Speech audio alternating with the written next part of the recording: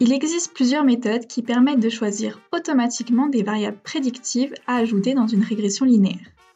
Elles ne sont pas très efficaces, mais dans certains cas, elles peuvent aider. Dans R++, on a mis à disposition la Step by Step Forward.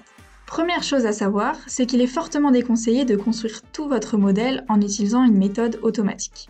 Si vous faites un modèle, c'est que vous avez une idée, vous pensez que certaines variables influencent votre variable expliquée. Ces variables-là, vous les mettez dans votre modèle.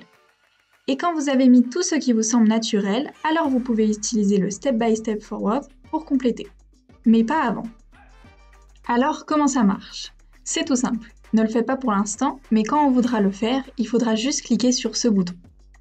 R++ prendra alors une à une toutes les variables qui ne sont pas dans le modèle et y construira un modèle avec. Celle qui donnera le meilleur résultat, le meilleur modèle sera choisi. Rien de plus simple. Sauf que R++ va tester toutes les variables.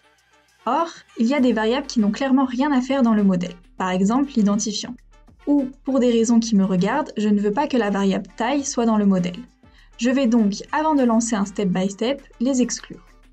Pour ça, je fais un clic droit sur les variables que je veux exclure. Elles se mettent dans un cadre en noir, ce qui veut dire que le step by step ne pourra pas les mettre dans le modèle. Tout est prêt pour un step by step, je clique là. C'est très rapide, R++ essaye toutes les variables, il ajoute la meilleure dans le modèle, on voit qu'elle a été ajoutée automatiquement parce qu'elle est en vert.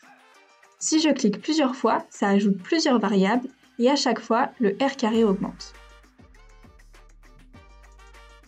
Vous avez aussi la possibilité de supprimer la variable la moins pertinente parmi les variables vertes en cliquant ici.